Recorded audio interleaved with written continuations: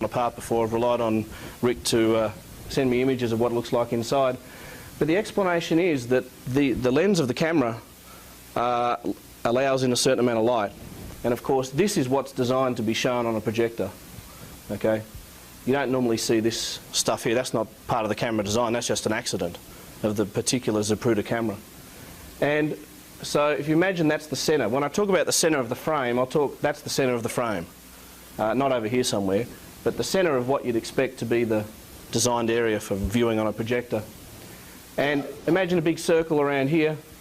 There was some valuable work done by Zapruder in his investigation and his report. And this is one of the aspects in terms of looking at this circle of light that's admitted by the lens before it comes through to the gate. It spreads out to the maximum extent. It sort of drops off after this. It spreads out to the maximum extent when you're in telephoto mode, which is what Zapruder was using. When you pull back to a wide angle, I think it's the smallest amount of extra light. Inside there's a gate that's shaped like this, and that's basically a mask to make sure that you only expose whatever, say this is frame 100, you only expose frame 100 with that light. The light that's bleeding up here, and here's frame 99, you're not putting another image on top of frame 99 or frame 101. And it has to have a bit more room up here, of course, for the mechanism that's pulling the film down frame by frame. So it's a little bit larger. So when you overlap those two things, you actually get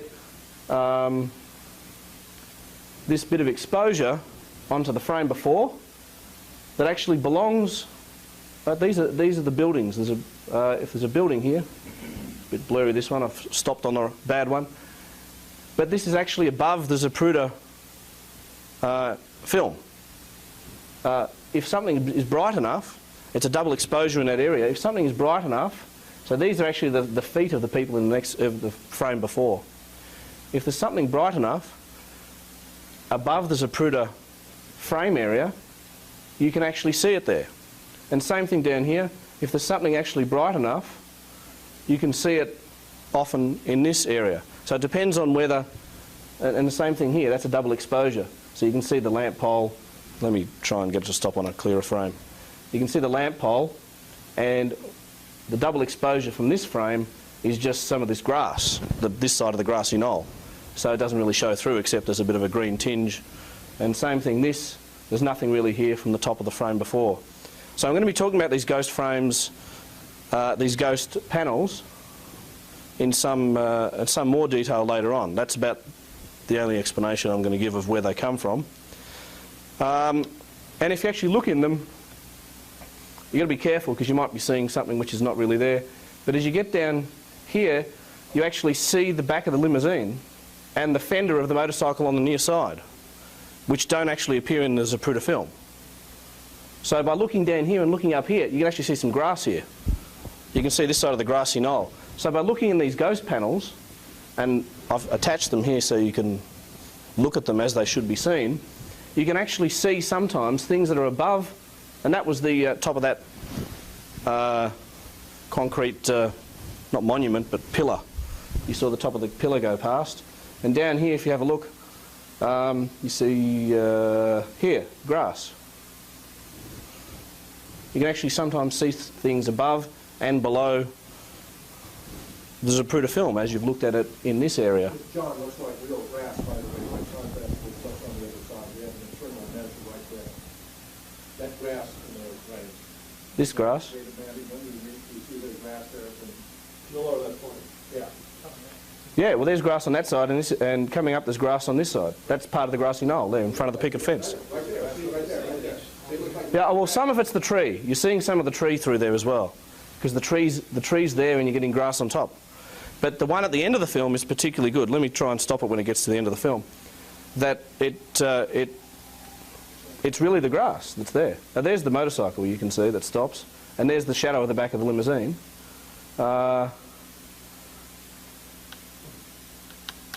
said the motorcycle stops? Well, he stops very quickly.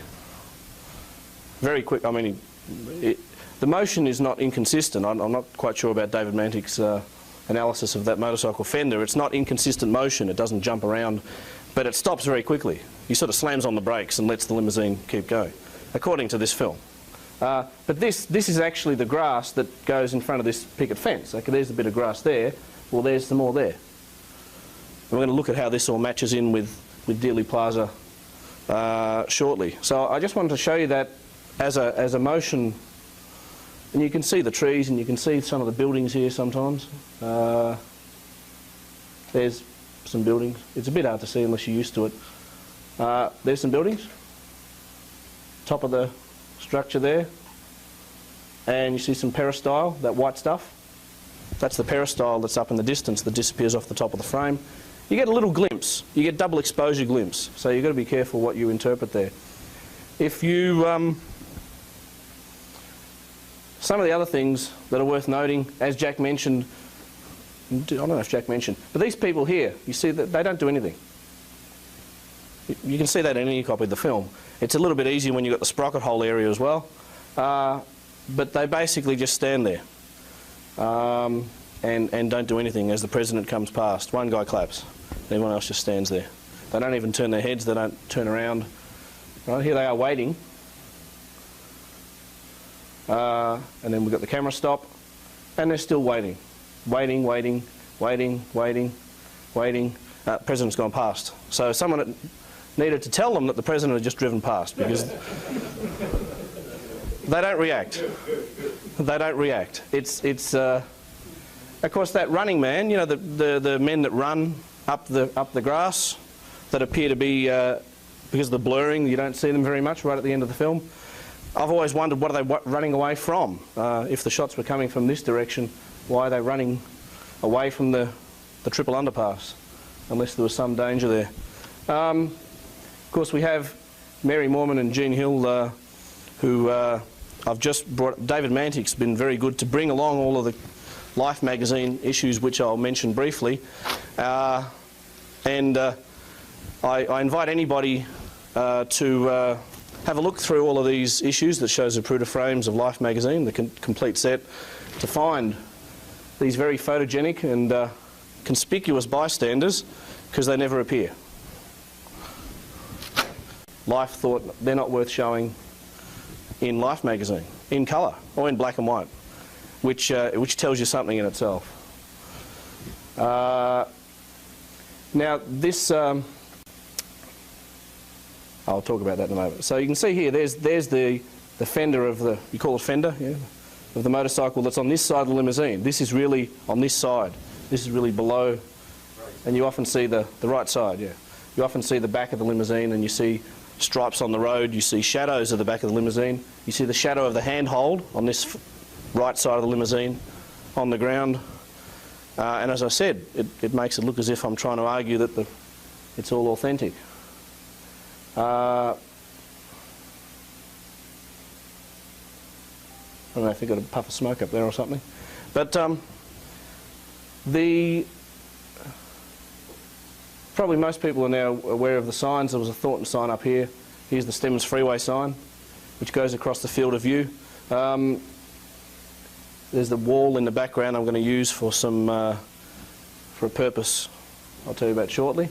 Here's Main Street, there's Commerce Street, and of course the limousine's going down Elm Street for those people that haven't studied the film in great detail. The other thing I was going to say about the Stemmons Freeway sign here, if I can stop it, it's starting to come towards the sprocket hole area, and also there should be ghost images for people standing next to or below this part of the Stemmons Freeway sign. And of course that's where the knife damaged the frames. So whether there was a mistake made underneath the Stemmons sign which reflected, well, there's actually a person there. Remember that person I was telling you about, Jack? Yeah. I don't know who that person is here, but you can see a person underneath the Stemmons Freeway sign. There's some sort of legs and arms. So there's a few interesting things to be found in these ghost panels. And here, in fact, I've managed to freeze a good one. Those of you familiar with Dealey Plaza, and I'll show you some more images in a moment, there's a big concrete, white concrete, not a monument, it's just like a big pillar, like a cuboid, a box, that sticks up here for some reason, maybe some design reason. And these are the windows in the records building. The records building behind, and the windows, and you'll see those shortly. So you can actually see above the Zapruder film and below it, if there's something bright enough or there's a silhouette there and you're not distracted by what's actually here. So you've got to be careful. You can see her down here sometimes. You've got to be careful you're not misinterpreting what's going on. I don't think there's anything else, apart from these guys, of course, which are still looking up the street waiting for the limousine to come around the corner, and just drops his arms in exasperation. Where's the president? Of course, he's already gone past.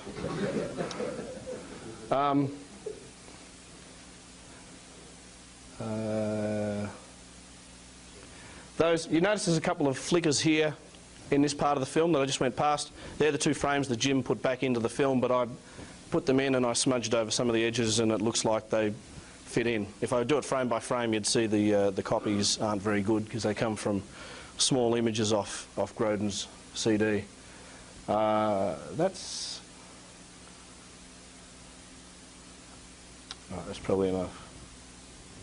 Oh, is there smoke up there? Oh, up here you can often see, you see here this, you look at this part here and you say, hang on, there's a lamp pole and there's the underpass. What's this? Well, this is a ghost image. So then you go up to here and say, right, oh, it's just the trees. I can see the top of these trees. And if you look carefully enough, you can actually see a tree branch and you can see it branching off and so on. And here we've got the grass down here again.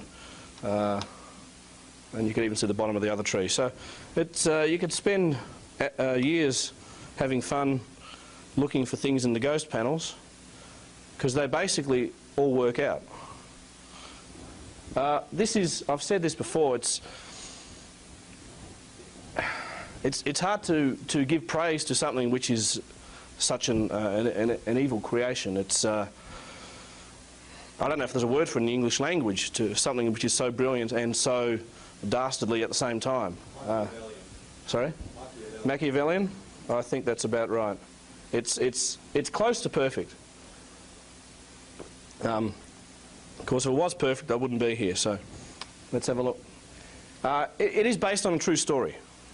It wasn't a complete fabrication. Some of my students say, what are you telling me, that Kennedy's still alive and he's hanging out with Elvis somewhere and Saddam Hussein? Yeah, and Lee Harvey Oswald. No, I mean, it's based on a true story. It's a modification of the story, but based on real footage. Some technical things, the pincushion distortion, which I'll describe in a moment, is mainly correct. And I've only got one blatant example where it's not correct. So in other words, I've looked at the whole film and everything works out beautifully except one thing. And it's so blatantly wrong and it has such an explanation about why it's wrong that it's the strongest evidence for alteration as a first step. The motion blurring, this, I'll talk about this a little bit later. This is a very important constraint on the film in terms of deleting frames, as David Healy was speaking about. You have to be careful. If you look at the motion blurring of the film, because the Zapruder camera had a relatively slow shutter speed, if you think of it as a photographic camera, something like a 40th of a second. Nearly half of the time the shutter was open, and just a little over half of the time the shutter was closed. So as you're moving along, either the foreground or the background is going to be blurred. And it's a pretty easy physics question to check whether that blurring makes sense according to the motion of what's in the film. And it's mainly correct, with one significant exception which I'll come to. And again, I'm saying this is why what I'm going to show you is more powerful, not because everything is wrong, but because everything is right, and one thing stands out. Well, we have an expression in Australia, it stands out like dog's balls. I don't know if you say that over here, but it just stands out among everything else being, yeah, I got my quota. And I haven't even got to my funny videos yet. Everything is perfect, and these mistakes just stand out. And when you see them, and with a bit of work, they really hit you in the face. Ghost images, as I've just shown you, most of them are correct. You've seen that with your own eyes, and I didn't want to just tell you that without showing you as a rough overview that the ghost images work out correctly. What's very impressive, the interactions between these three effects. There are examples where it doesn't make sense unless you take into account motion blurring and the ghost images and the pincushion distortion. Any one of them individually doesn't make sense. You put all three together and it's self-consistent. So we're talking about something which is very well done. In fact, if there was no evidence of alteration, these would be the strongest pieces of evidence for it being genuine, because it seems almost impossible to be able to create this sort of consistency in the film. Technically, it's just, and in fact, those who believe in alteration used this argument on me and led me through some of these various steps along the way to discover how good the film is. And with 486 frames, I could study these until the cows come home, and I probably wouldn't find any mistakes unless I had some other hints as to where to look for the mistakes. So that's a very important point as well. And most of the errors, with some exceptions, and I'll come back to them, most of the errors took people, researchers, probably 30 to 40 years to detect. Generally as a widespread recognition or opinion that the film may not be authentic, it's probably only been in the last 10 years, and some would say maybe in the last 5 years, that you're even getting a sizable proportion of researchers who really accept the fact that there's something wrong with the film. So that again points to how good it is. 30, 40 years is a long time. But on the other side, I want to convince you it is a hoax, beyond any doubt. And understanding why it's false is, of course, the top priority. The second part of it is not just that it's altered. I'll give you strong evidence that it's altered. But the second part is that it's completely fabricated, which is where I will diverge slightly from David Healy in some respects. There is a bit of a twist to the story which sort of brings a few threads together. Essentially, apart from the bogus wound to the head, which was probably painted in, everything else was basically created from real footage. We're not talking about Walt Disney creation. It wasn't an animation, apart from a couple of things. They used real footage and put it together, real images, and put it together to create what we see today. So I'm not talking about a Disney animation. At the end, I'll come back to what I think the timeline for the fabrication is, because that's the main, or as some would say only, argument against alteration, is this apparent timeline where it existed so quickly. How could you possibly do it? Even in 4 days. I'll argue that David's version of what could be created in 4 days would not satisfy all of these other tests I'm talking about, and that's part of the story. I'll wrap it all up together and give my opinion as to how it could have come together. As you can imagine, I'm going to talk about pincushion distortion and things like that. I have to give you a little bit of an overview of how imaging systems work, or at least the bits that are important for us. This will be very general level. I won't go into any equations or technical details, but you need some sort of background to understand what I'm talking about. Because I have to convince you that what I'm showing you here is genuine and it's right, before you can draw conclusions from that. If you don't trust the physics that I'm telling you, then it could mean anything. I could be up here making up stuff and most of you probably wouldn't know, except for the physicists in the audience. What I'll first show you is an image out of a book. It's actually on computer graphics from the mid-1980s on imaging systems. Now, you don't have to know any of these things.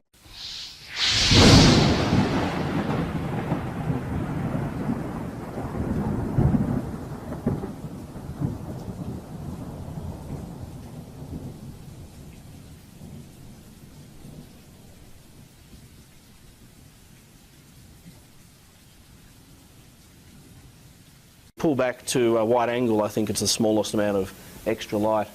Inside there's a gate that's shaped like this, and that's basically a mask to make sure that you only expose whatever, say this is frame 100, you only expose frame 100 with that light. The light that's bleeding up here, and here's frame 99, you're not putting another image on top of frame 99 or frame 101. And it has to have a bit more room up here, of course, for the mechanism that's pulling the film down frame by frame. So it's a little bit larger. So when you overlap those two things, you actually get this bit of it. So it depends on whether, and the same thing here, that's a double exposure. So you can see the lamp pole. Let me try and get it to stop on a clearer frame. You can see the lamp pole, and the double exposure from this frame is just some of this grass, this side of the grassy knoll. So it doesn't really show through, except there's a bit of a green tinge. And same thing, there's nothing really here from the top of the frame before. So I'm going to be talking about these ghost frames, these ghost panels, in some more detail later on. That's about the only explanation I'm going to give of where they come from. And if you actually look in them, you get an exposure onto the frame before that actually belongs. These are the buildings. If there's a building here, a bit blurry this one. I've stopped on a bad one. But this is actually above the Zapruder film. If something is bright enough, it's a double exposure in that area. If something is bright enough, so these are actually the feet of the people in the frame before. If there's something bright enough above the Zapruder frame area, you can actually see it there. And same thing down here. If there's something actually bright enough, you can see it often in this area. The centre of the frame, that's the centre of the frame. Not over here somewhere, but the centre of what you'd expect to be the designed area for viewing on a projector. And imagine a big circle around here. There was some valuable work done by Zapruder in his investigation and his report. And this is one of the aspects in terms of looking at this circle of light that's admitted by the lens before it comes through to the gate. It spreads out to the maximum extent, and it sort of drops off after this. It spreads out to the maximum extent when you're in telephoto mode, which is what Zapruder was using when you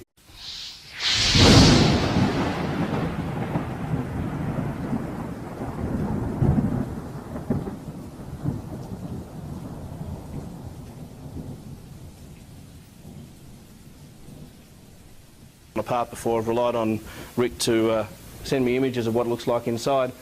But the explanation is that the lens of the camera allows in a certain amount of light. And of course this is what's designed to be shown on a projector. Okay? You don't normally see this stuff here. That's not part of the camera design. That's just an accident of the particular Zapruder camera. And so if you imagine that's the centre. When I talk about